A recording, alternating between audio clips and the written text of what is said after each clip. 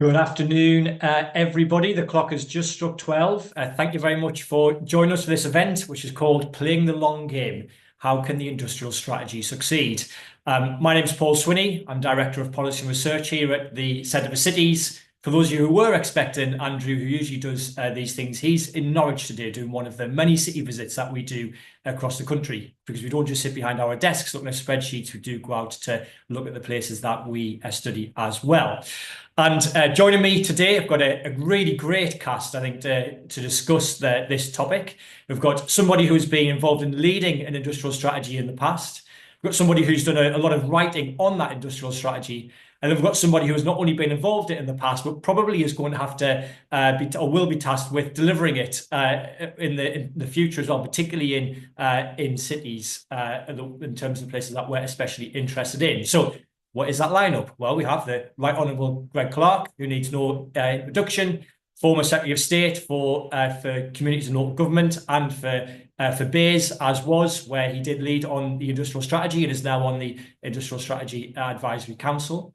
We've got Peter Foster, who I think it's his last engagement as public policy editor at the FT before he starts writing or continues to write about global trade. Very interesting overlap there in terms of what has happened.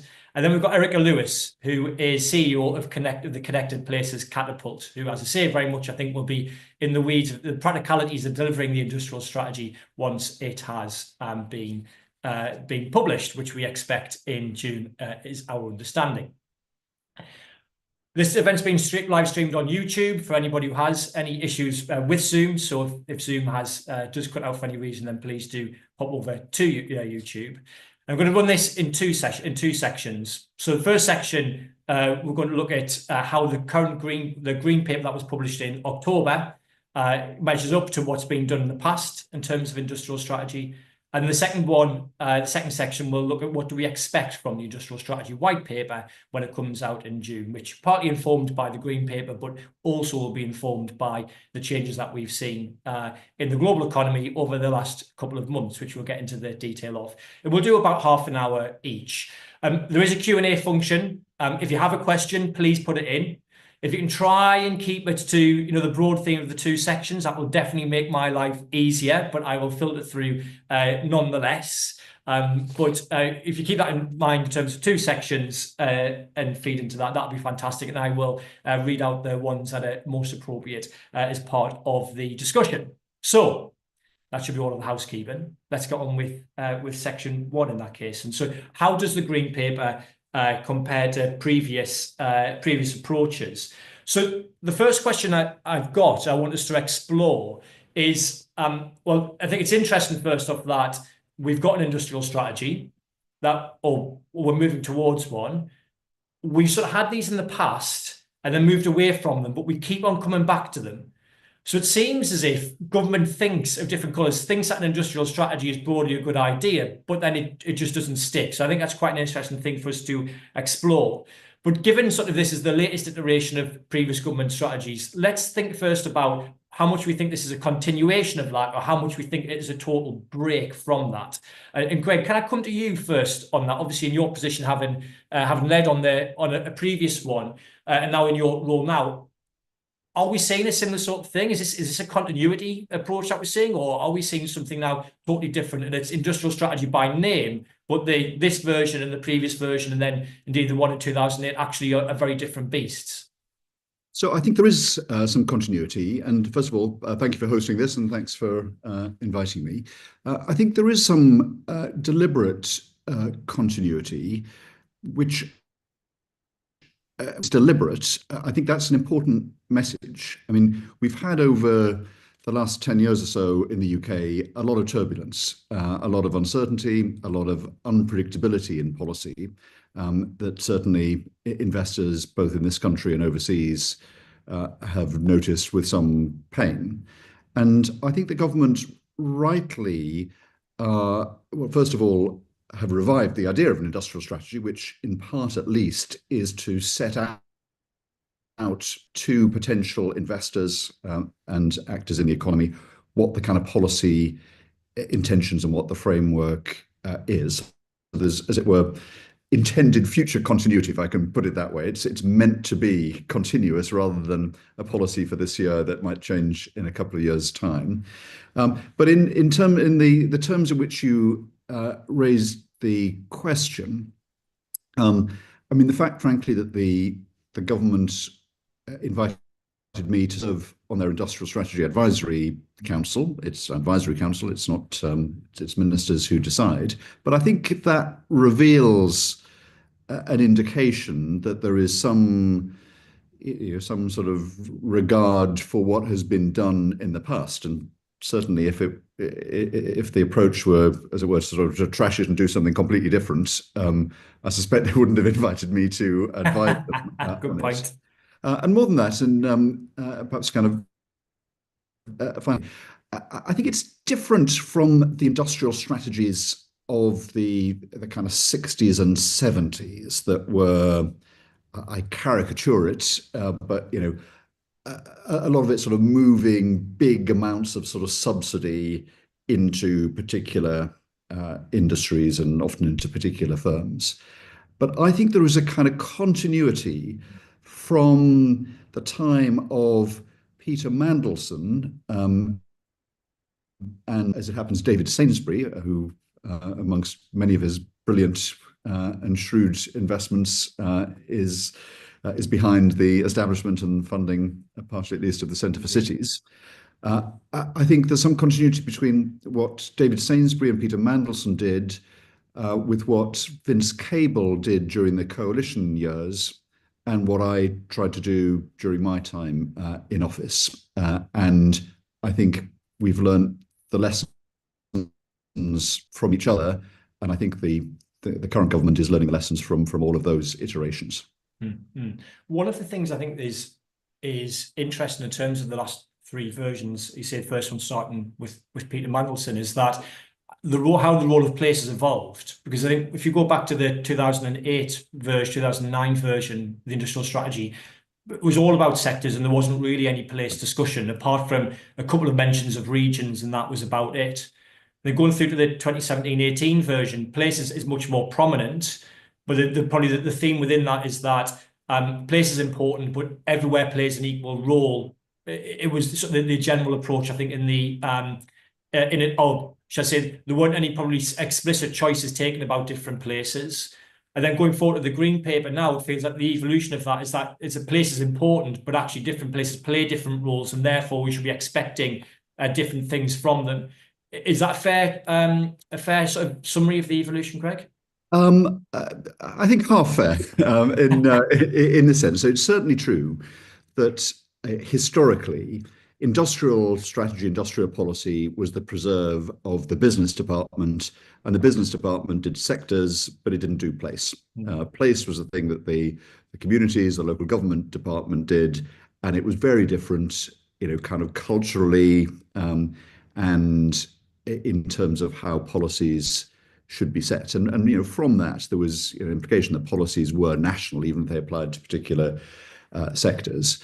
In sort of deciding to appoint me as business secretary in 2016, Theresa May, I assume sort of knowingly sort of let herself in for the fact that someone, two of my sort of big passions in my sort of political career have been industrial strategy and promoting technology, but the other, and done lots with the Centre for Cities over the years, is place, having established the mayoralties.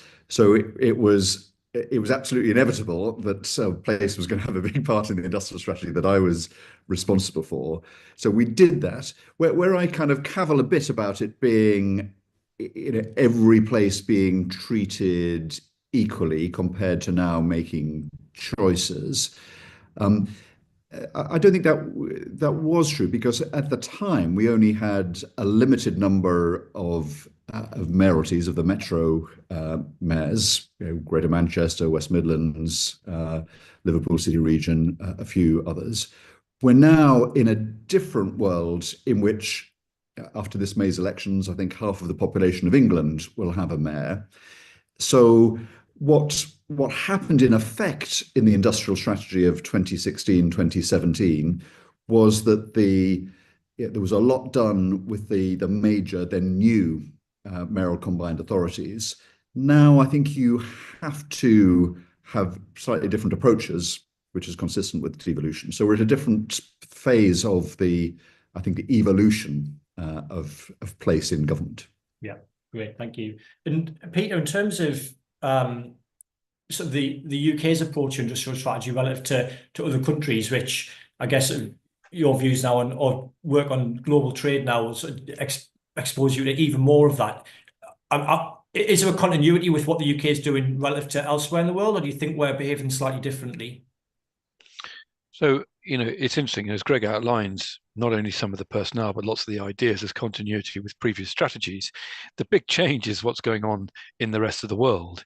And that's not just about Trump. If you go back to the Green New Deal, the CHIPS Act, the Inflation Reduction Act, when Richard Harrington did his very good review for the previous government on how to get more inward investment into the UK, in the forward to that review, he says, I've realized from my discussions that the world has changed, that it's no good taking an ideological view that we don't want to pick winners, etc. We have to accept the fact that the world has changed, that our other big competitors are running much more top-down subsidized schemes to address, this is not about picking winners, to address the two big realities that are coming down the tracks. One is the transition to net zero, although we see that now under interesting amounts of pressure, and the other one is the movement towards AI and machine learning. Two areas where I think, regardless of whether you're going to pick winners or not, we are going to be transformational to the way we invest in and run our economies. And so, to that extent, the world has changed around us, and I think, obviously the UK is a small boat on an increasingly choppy sea. And that is the big problem here, which is that, our industrial strategy is all fine and terrific. But when it comes to matching the kind of offers that you're going to get for investors in other parts of the EU and the US particularly, it's a struggle. We don't have any money. And I think the other massive elephant in the room when you're talking about any kind of industrial strategy is energy prices. And the UK is simply not competitive on energy prices. And you can talk long term about how you take strategies to address that, but ultimately in the short term, there has to be a conversation, some kind of conversation around some kind of subsidy, some kind of way of addressing this energy issue, because when you talk to industry, it's just a massive deal. Yeah, and the quite often there are discussions around industrial policy. Is an argument from economists that say seemingly that you shouldn't be subsidising particular industries and subsidies are deadweight loss, as opposed to probably more policy-minded people, perhaps, or some policy-minded people which will say, yeah, but you do realise that even within being part of the EU, the French actually do a lot of subsidies to industry X, Y, and Z. The Germans provide subsidies to industry X, Y, and Z. I mean, is that a fair characterisation? And building on what you were saying there, do we need to be thinking differently about what subsidies look like in the UK relative to what we've done in the past? I mean, that is a good question. I just think that the French economy is structured differently than ours, right? We have, broadly speaking, what we might call an Anglo-Saxon economy. It's very services driven. I think chucking a load of money trying to build, in a MAGA sort of way, UK industries is just a mistake. I also think that people like Giles Wilkes, I think, have been very good on this, and Giles is one of the brains behind industrial strategies. That a lot of the time the UK is focused on sort of moonshot clusters, trying to be a small United States rather than a big Canada. And when you talk to trade economists and productivity specialists, one of the issues actually is that the UK isn't going to become a world leader. However boisterous we want to be in a load of sort of greenfield industries. One of the UK's issues is converting, often quite middling but high productivity spin-outs from companies. It's not about a man or woman with a lab coat coming up with a clever idea, getting VC funding, and finding the next Apple, right? It's about a group of engineers from, Siemens or another company knowing an international market, knowing how to trade with management expertise, spinning out of that company and setting up another company. And actually the government, needs to be more proactive in squiring those genuinely high productive industries, and actually in some ways increasing the barriers to entry into the market, because the UK has a long tail of low productivity industries. And where the government talks in its green paper of catalytic support to these high value sectors where the UK has comparative advantage, it needs to be absolutely ruthless in doing that, and identifying where there is real value, not sentimental political value, not being overly driven by place. And actually, if you look at what they've done on Cambridge and where they've announced a lot of these projects, it's pretty clear that the Treasury is winning the argument, because you need viability. There will be spillover effects. I think the one caveat to that is in defence, where when it became clear we're going to spend a load more in defence, bits of government were politically delighted with that, because defence manufacturing is properly spread in the UK, unlike an awful lot of other high productivity activity. And you will know the Centre for Cities, no greater organisation for making this point, but actually, the sorting effects of putting money into lower productivity area, till you've built out housing infrastructure, till you've built out wider infrastructure, you just get that stuff soaking into the southeast anyway, because that's where the labour is, that's where the infrastructure is. And I think, you can't fight that too hard at the moment. Yeah, there's definitely, I think, an issue around what is currently a national asset as opposed to what should be a national asset. And I think that leads you a slightly different approach, because if you look around and say, well, where are our current key strengths? All right, let's go and support them. That's what takes you down the route of, well, this is what we observe now. And there's two questions that come out from that. One is, well, if it's a key strength already, does it require extra public policy support, or is it actually going to do this on its own and get you back into the world of deadweight loss? But the second element is that because you observe something the way it is currently, that isn't necessarily the thing we should be measuring the world by. We should be measuring the world by what should we expect to see as opposed to what we currently see. And I think that maybe on the Great South East v rest of the country argument gets us into a more interesting space, because our view from Centre for Cities would be that Manchester should be doing much better than what it currently is. That it isn't then has implications for viability of investment. But actually, if you overcome some of those market failures that are going on and make those investments, then not only get the economy going, but then you'll see sort of viability not being so much of a challenge in the future. But crucially, that's different. It comes back to the place point. That's different for Manchester as it is to Mansfield, because Manchester's a big place and should be playing a larger role. I think the scope for public policy to do something there is much greater from an economy perspective than it is for a place like Mansfield, for example. Apologies to pick on Mansfield for anybody on the call. Erika, what surprised you in particular from what was in the green paper that was published last October? So recap for the audience, green paper came out last October. It's there to float ideas and sort of set out government thinking as a working paper, and then that will lead into the white paper. Like we say, we expect to be around the spending review in June. But Erika, what was were the things in there in particular that you found surprising or particularly interesting? I'm not sure surprising, because I think we, like you, have been making a case for a really long time for partnership, particularly, and place to be part of the narrative. So I was, it was great to see that there. I don't know whether it was a surprise. It's like, okay, we've been talking about this for a long time. This is the kind of thing that works, and also really good to see that kind of focus on those horizontal enablers. So in my reading of the kind of choices you can make for an industrial strategy, you asked a really interesting question, Paul, at the beginning, which is why is it a good idea to have an industrial strategy and then it doesn't stick? I mean, I think it's one of those no-brainers for me. If you want people to achieve something, if you want to lead from the front, you have to give them a plan. So yes, of course you need an industrial strategy. That's it seems to make complete sense to me. Why doesn't it stick is something perhaps we can sort of talk about a little bit as we go forward, and I've got some kind of thoughts on that. But I was really pleased to see that focus on those enablers around infrastructure and skills and digital. And we've got some real underlying barriers that mean that, you know, whether it is Manchester or Mansfield, where, you know, why do these places not work? Well, there are some underlying things that have to be in place for anywhere to make the most of what it's got, I think, and that is there in this green paper, and I think that's really welcome. And then this emphasis on partnership, which I think is really important.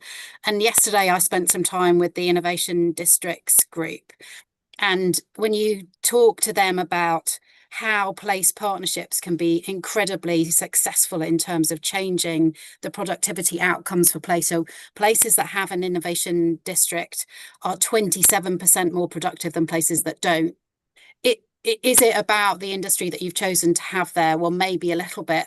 Is it about the partnership that you've created to deliver?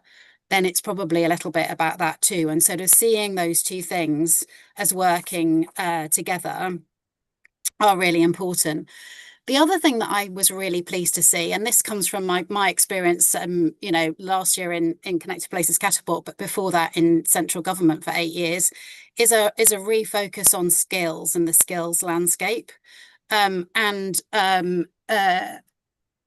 really, you know, I'm seeing a welcome sort of focus on trying to streamline that landscape. I think it's been a victim of a lot of change over the past sort of 10-15 years, and I think we've probably made it very complicated for us to get skills right, and that I think is really hampering us, and also hoping, I suppose, that we now start to talk about the interplay between skills and education, and thinking about, you know, how can we get those kinds of skills that we need to deliver in places on the kinds of industries that we want to see in those places, because it's not just about industry, it's not just about productivity, it's about people and inclusion, and making sure that people can get the kind of jobs that they want. So I think that's really interesting, because we would agree on the wider drivers point. I think it's get the foundations right, and then that will allow tomorrow's industries to grow. But there's quite an interesting question here, I think, about what industrial policy actually is and what industrial strategy should be focusing on, because there'll be a national transport strategy, which will be separate. There's a national skills strategy that'll come out as part of Skills England, I think I'm right in saying, as well. And so they're two sort of really key wider drivers that actually are having their own separate strategies. So what's your view, Erika, in terms of what specifically is industrial policy, in terms of then what goes in, assuming that, you know, the national transport strategy does what it's meant to do?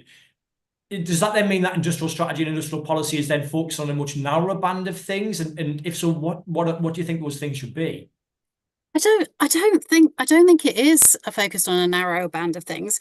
But if you think about, for example, your transport strategy, and there are a couple of elements there for me that are really interesting. One is the creation of massive public sector organisations like GB Rail. You know, so there is I think a massive opportunity for driving lots of industrial investment through the procurement processes of what would be a massive government led business. You know, that I think is really important, and I think there are some tricks to pull off here, I think, in terms of coordination.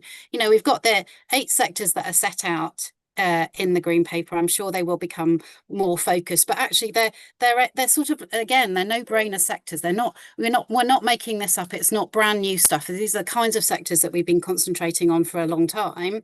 A lot of them are part of the supply chains of big industries. Some of those industries we have some control over. So when we're doing our spending on transport, so when we're implementing the transport strategy, let's be thinking really hard about how we use procurement.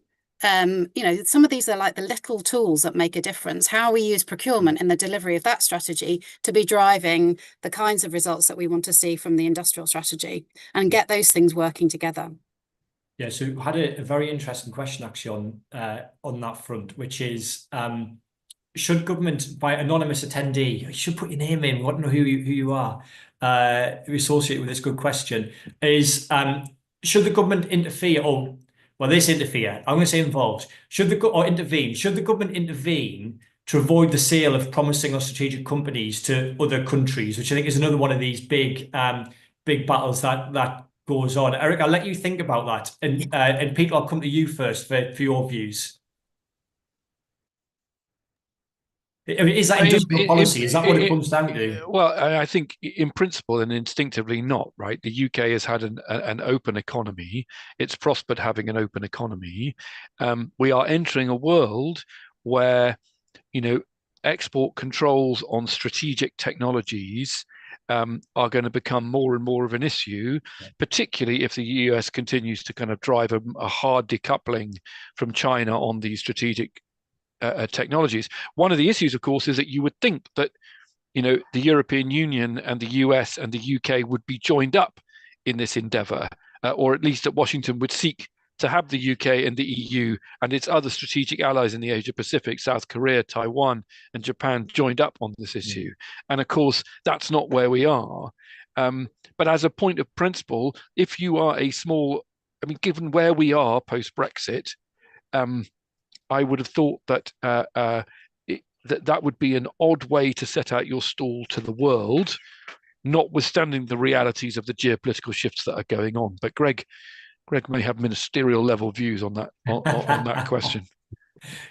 Well, they're only ex-ministerial, but I agree with your instincts, Peter. Obviously, you have to have an eye to national security, and that's become more important in recent years. And actually, the kind of scope of national security. National security used to be about sort of defense products, but there are many other products that can be used by our enemies against us. So I think you do need to have a screening regime, but it should be for that purpose. And I think it's very dangerous for the UK in particular for kind of understandable, sometimes sort of political reasons to say, no, we're not going to let these assets, as it were, go, because this is a repeated game, and you want businesses to be founded here in the future, not just the ones that have been in the past. And actually, one of the strengths of the UK is that our startup culture is now pretty vibrant. Lots of people do start up businesses in the UK citizens, but people come from across the world to start up businesses here. We've got a good environment for that. But I think if you were to send a signal that, should you have the temerity to set up a business in the UK, then at some point down the road, when you want to sell it, or if there's a bid from it from somewhere around the world, that, as it were, you're locked in here and you can never leave, kind of Hotel California style. That is not a good prospectus, I would say, and you could inadvertently end up in a situation that even early stage companies, founders might think, well, we think this is a great thing, but we'd rather be in Silicon Valley, or we'd rather be somewhere else, because if it works, we're going to be trapped here and we'll never get the full value for it. So I think we have to be very careful about that and use just the national security lens, and be careful in that, because it is so broad now, national security, that there is a danger that can be deployed for kind of national protectionism rather than genuine national security. So that needs to be a very active role played by government. Yeah. Okay. Can I just add? I think there is a real scale issue here, right? This idea that we could become a mini America is deeply misleading, right? You're not going to build ecosystems. There's a reason why Silicon Valley, right? It has a massive ecosystem, not just of pools of capital, but also scale up talent and management talent.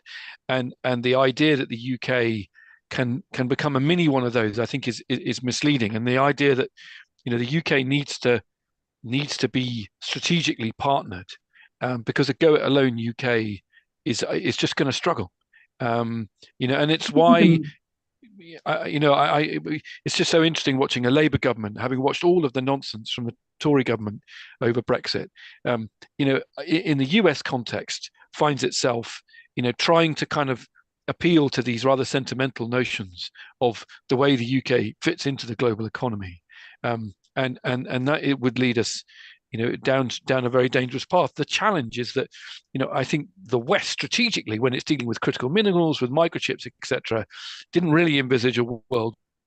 It might find itself in a rather hostile arrangement with the United States.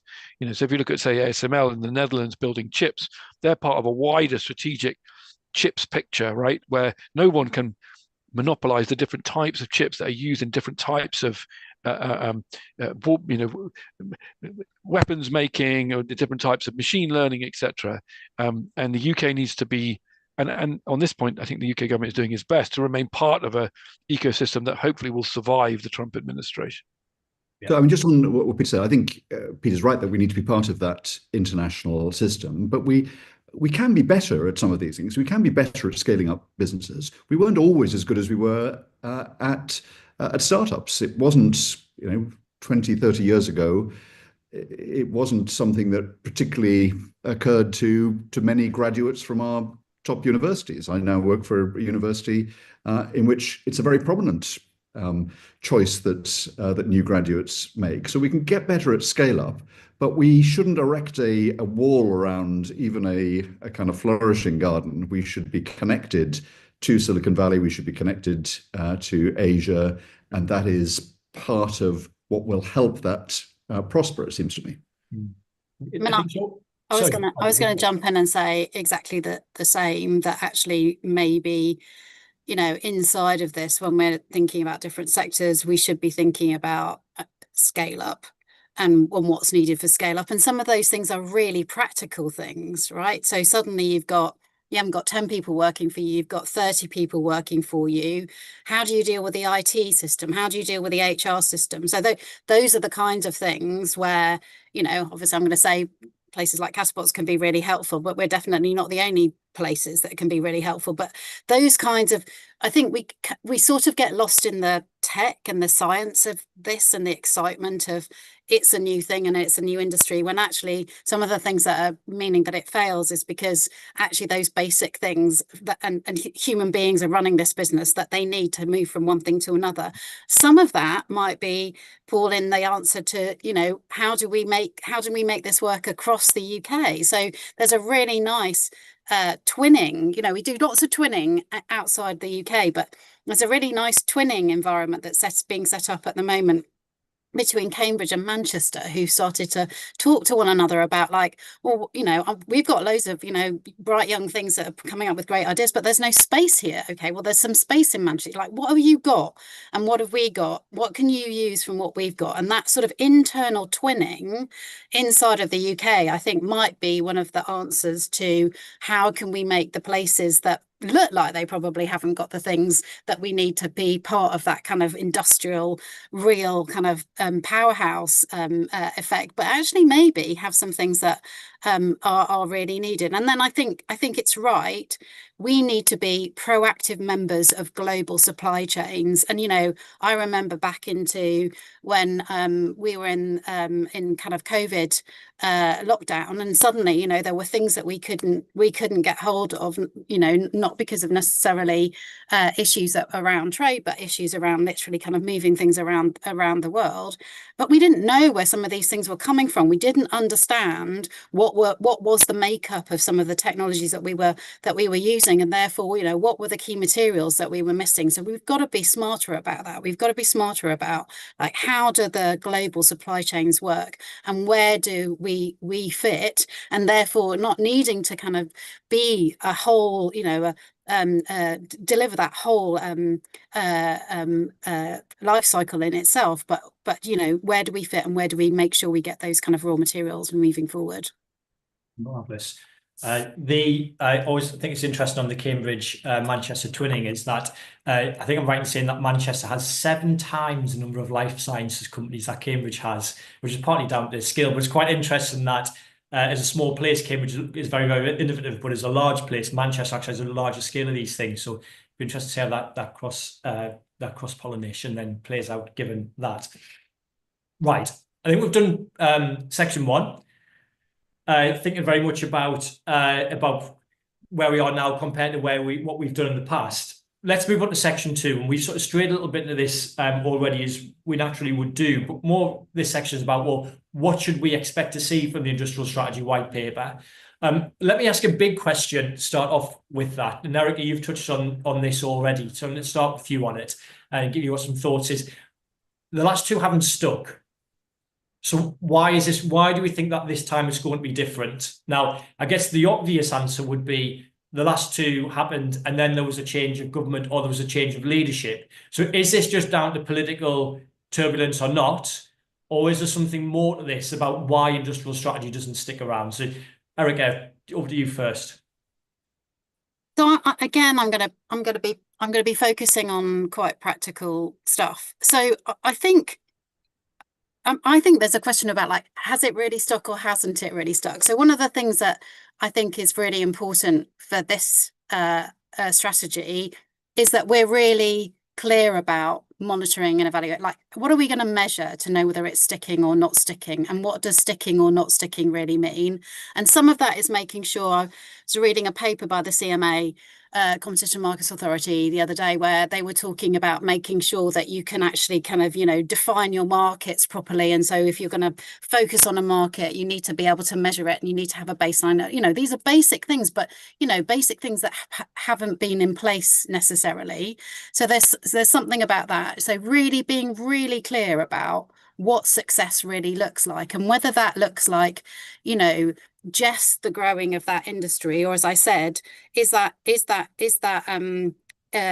industry that you're choosing actually growing, but in a way that you're not kind of, it's not open to those kind of measures. And one of the things that I think about is, for example, we sometimes forget about innovation inside of sectors. So some of the things that we might be looking at, creative sector, for example, might be nestled inside another sector. And we've got a great example where we've been doing some work in the Black Country. It's called Clean Futures, where we're working with third generation industries who are becoming innovative inside of their systems and processes. Now, actually, when you look at the sort of 8 sectors, those sectors are kind of being drawn in. It's this kind of cross-sector pollination where actually, would that be not a success if we saw kind of growth in the rolling stock train industry in the Black Country versus the digital industry? But actually what we're seeing is the digital industry being integrated into the rolling stock train industry. So I think there's something about the complexity of measurement to know whether it's delivering or not. And then I think something about the transparency of that monitoring, and then an open discussion in partnership about how that strategy evolves. So, actually, have we got it right? Is it not right? Are we looking at the right things? Are we not looking at the right things? And making sure that we've got kind of flexibility to not have to say, well, we're walking away from this, but actually, this is working, but it's not working in the way that we were expecting, right? It's just It's working in a different kind of way. Yes. Great, thank you. Greg, what's your view about the stickiness of industrial strategy and this time compared to other times? Well, I tried to make it stick, and one of the ways I did it was to have an industrial strategy council, but they abolished that with it.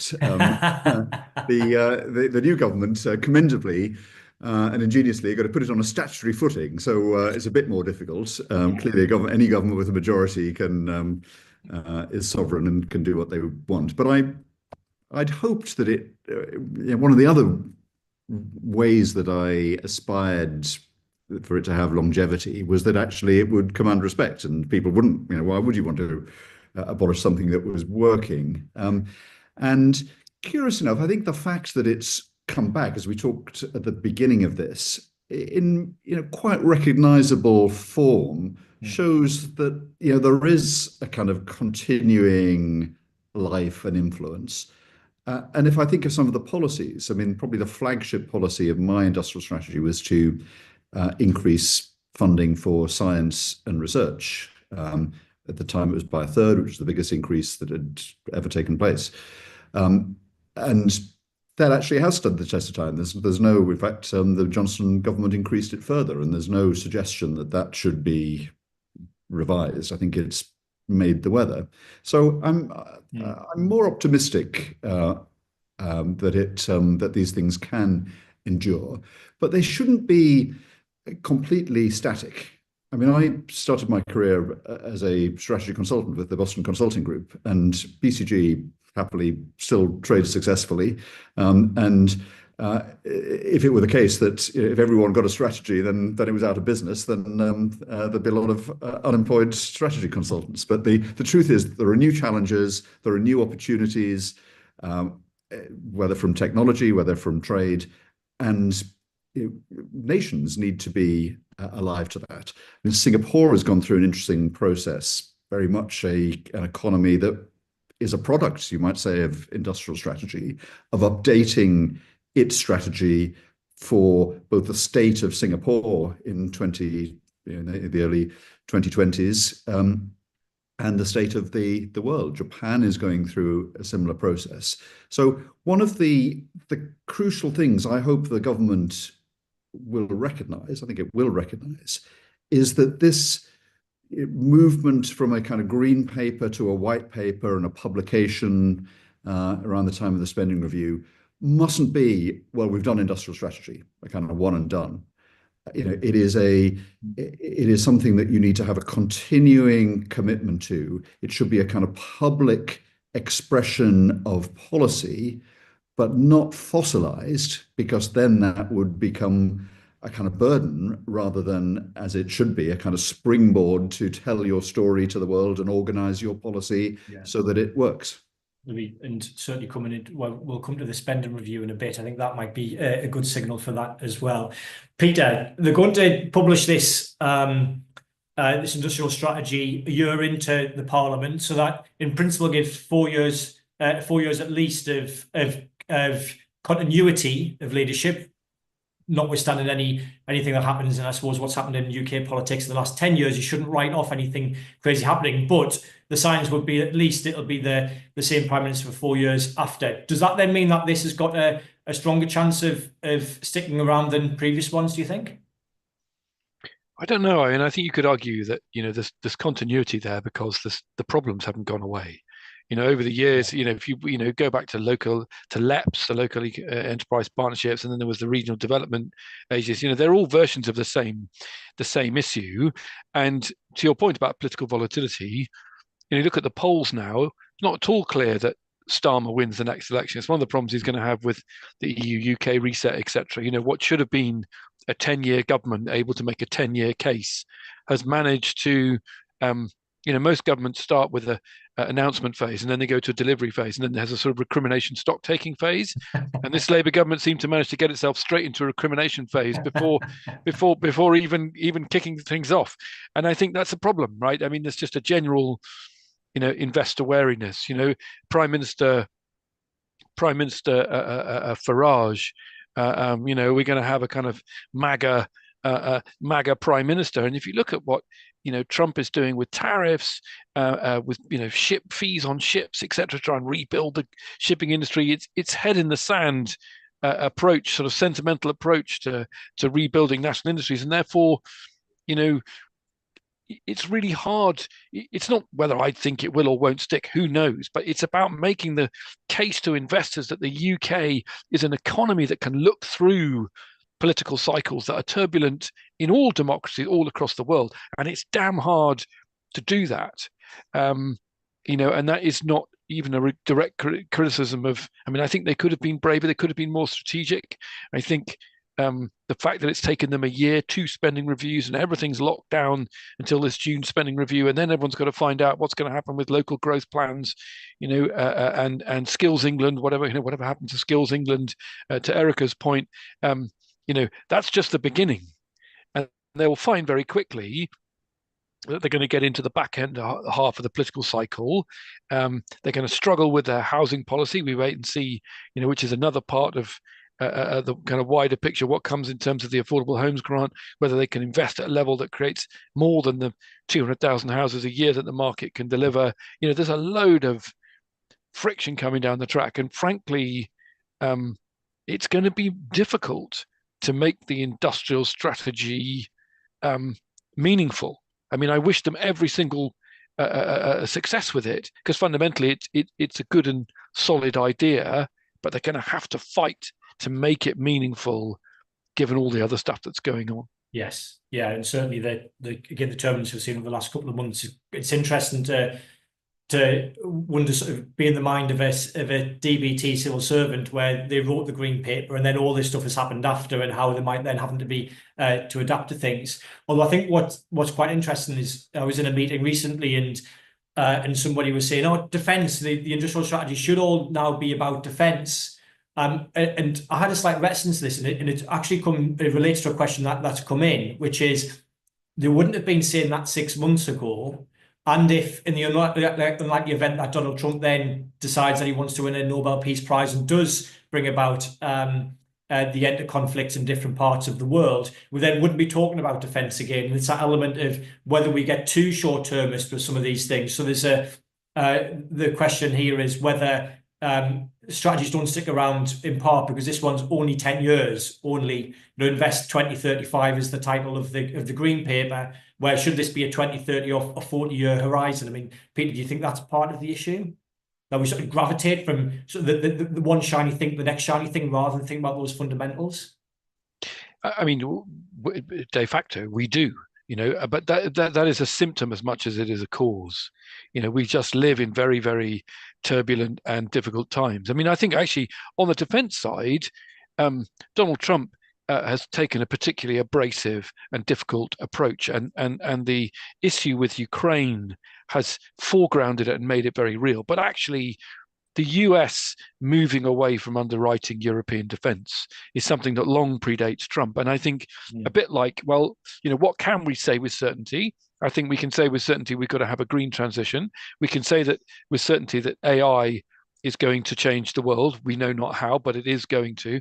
And I think we can say with certainty that the Europeans are going to have to become less reliant on the United States for their defense. And in that sense, it probably is a pretty good bet to invest in defense technologies, which obviously have a load of allied implications in crossover pieces. So I'm not too worried about the defense thing. I think realistically also, if you're going to make a political case to find money in a Whitehall landscape that has no money, that might actually allow someone to put some money into the industrial strategy, which of course is far from clear that it is actually going to happen, given the demands from the NHS and given this 1.5 million homes target. And if you don't put money in that, you ain't going to get close. Yeah. So I that would be my take on that. Wow, thank you. We're getting a lot of questions about different things that people think should be in the industrial strategy around R&D spend, procurement, etc.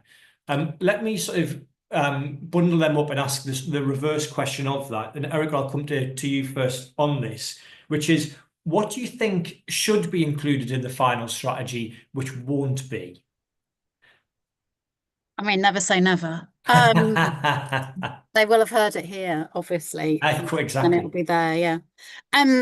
So I think if I had a wish list, let's do it like that. If I really would say, what I'd like to see, and I've mentioned it already, practical implementation plans with clear leadership. And what I mean by clear leadership is, I think there is a real temptation, as I'm going to draw on, my experience, and apologies to Greg, but I think when they think about the leadership, they need to think about that department by department. And one of the things we did do in the past was sort of create cross-departmental delivery bodies, and I came very close to the Office for AI, and that's really complicated. Actually, the moment you're working across two departments, it becomes something that's about actually managing the governance in two departments. Like, don't do that.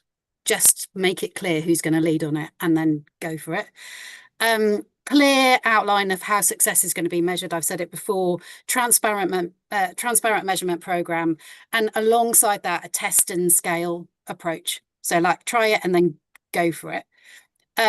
I don't think there'll be, but I would really love there to be, and I know they could work with people like us, Paul, to do it, a clear analysis of economic geography, and then a monitoring of how that changes. Like, even if you're not going to target the change, let's understand what happens, because in effect, the moment you start pumping money into industry, it will be pumping money into place. So let's just watch it and understand it. Yeah. Focus on community. That we talk about growth, and I absolutely get it. You know, if you haven't got growth, then there's no growth to spread. But you can talk to communities about how growth happens in their places. And in truth, what we're really looking for, I'm sure, is inclusion and enjoyment and employment, and, you know, people who don't get really pushed out of the place that they live in because suddenly it's unaffordable, you know, that gentrification issue. So let's talk about communities, and there's some really good examples of where that's happened in the past, like in the Olympic Park, where communities have been really involved in, you know, the change that has happened around them. So let's see some of that. And then finally, it's that recognition which Greg talked about, which is the power of SMEs, but then the power of not just the S in the SME, but the M in the SME as well. So like the startup to scale up and what they really need to make sure that they can drive that productivity that then changes society. Wow. Thank you. Greg, can you, in your capacity on the advisory council, are you answering the question about what you think should be in but shouldn't be in? I don't know. Well, I'll try. I hope I'm not going to get set for any indiscretions. Well, it's an advisory council. I'll tell you my personal views. But just to pick up on something we just said about kind of cross-government coordination. I mean, Erika mentioned, you know, the bringing departments together in joint initiatives. I would say the Office for Life Sciences, I think, has been a success. And I mean, to be blunt, it was the model both in the Department of Health and the Business Department, but partnering with the private sector and universities. That was the model for the Vaccines Task Force. And Kate Bingham has given evidence to the select committee that I chaired on this and said that if we didn't have the Office of Life Sciences and that model, we wouldn't have been able to do what we did on vaccines. So I think we need to learn the lesson from that, because quite apart from long-term plans, we need as a country to be more agile, to be more capable, to, you know, to kind of spring forward with greater alacrity than I think sometimes our institutional structures and way of governing allows, and that has to be an important part. Into what you know, what may not be in the kind of final strategy. Well, I think two things I'd say on that. I don't think there should be, as it were, a final strategy. I think what is published in June or whatever it is will clearly be important, but it'll be a staging post, and, you know, more should follow consistent with what has been said to date. And so I don't think it should be kind of one and done. So in that context, the Green Paper obviously chose 8 specific sectors, high growth sectors, and that's important. And you need to, you know, you need to have something that you can sort of grapple with and make a difference in. But I think over time, it's also important that we collectively attend to the needs of what you might call the everyday economy. Peter's mentioned the kind of the long tail of businesses in this country that may not be at the cutting edge, but they employ a lot of people in a lot of places in the country, and a small and attainable increase in their competitiveness, in their productivity performance, can make a big difference, not just to them and the people that work in them, but because of their kind of collective weight, to national income and national prosperity. So as well as the high growth sectors, I hope during the life of this government that we'll also be able to turn our attention to the everyday economy. It's a kind of phrase I use, but with things like retail, hospitality, where lots of people work, and I think some innovation is possible and ought to be on the agenda for the years ahead. Great, thank you. We're fast approaching 1 o'clock, so I've got one more question. So we'll try, and it's a big one. We'll try and be as brief as possible on it. Probably before that, I think the one thing that I don't expect to see in the strategy, which I think there should be, is a very clearly defined target about what it is that we're trying to achieve. And I think that, again, maybe Greg, you were saying about targets that have, or what we're trying to achieve and the longevity there. I think our view would be that we would say we've currently got a productivity gap between us and ourselves and France and Germany. The goal should be to close that. And that is something actually which hopefully a number of parties could get behind, who doesn't want to be at least as good as Germany, but also gives us something very measurable as well. But I suspect we might not be quite as explicit as that in the final publication. Right, final question then, which again probably is related to how long the industrial strategy will last in explicit terms at the very least. Will be whether it's backed with resources or not. It looks like it'll come out around about the same time as the spending review. So what should we be looking out for in the spending review? So not the publication of the industrial strategy, but looking within the spending review as to what that might tell us about how important the industrial strategy is going forward. Peter, I'll start with you. I think I would be interested to see, this is sort of somewhat tangential, but what comes in terms of the housing spending. You know, if you want to look at a way to drive economic growth, the government's committed to 1.5 million. I think I'd like to see where they're prepared to deploy resource to improve and enable regulators. It's all very well saying regulators need to be more competitive, etc. But unless you create a system whereby regulators are held to account and there is money for them to increase capacity to allow business to move stuff, you're chasing your tail. But that leads me to my final point, which is that the money that goes to the industrial strategy as it's conceived at the moment is supposed to be a whole of government effort. So it takes in bits of Skills England or the DFE, bits of what's going on in DSIT, bits of regulatory reform. So you need to look at it across the piece, and I think, you know, that will be the big test, really. Not what money goes into the industrial strategy, but whether the money that is available, and there isn't very much, is focused in a coherent way into what looks like a strategy. Actually looks like a strategy, a plan. It's not jam spreading. It's a plan, and it's not at all clear to me that that's what's going to happen. Yeah. I think, you know, DBT struggles to make itself felt in weight against the Treasury, and so we'll see. Is it taking choices, or being explicit about the choices that you then take? Lovely. Erika, your view about what should we be looking for in the spending review? I think definitely this underpinning of the way that we can use procurement as an innovation, and so that means that when we are spending on housing, when we are spending on transport, we're making sure that every pound spent is a procurement pound, a sort of an innovation pound spent. And, you know, we already spend about 600 billion a year, and we could just do a lot better on that. So getting the skills of those procurement teams up so that they can do that better would be good, and open those markets to SMEs and to people who've got great new ideas. And then I think two really big underlying things that I'm really interested in seeing. One is an investment in the data infrastructure. We've been talking about this now for the last 15 years, I think. And, you know, it's the underpinning for what we want to do in terms of AI. It's the underpinning for, you know, all of the things that we're talking about in terms of actually understanding, measuring, linking things up. And yet we've got now the aspirations for the National Data Library.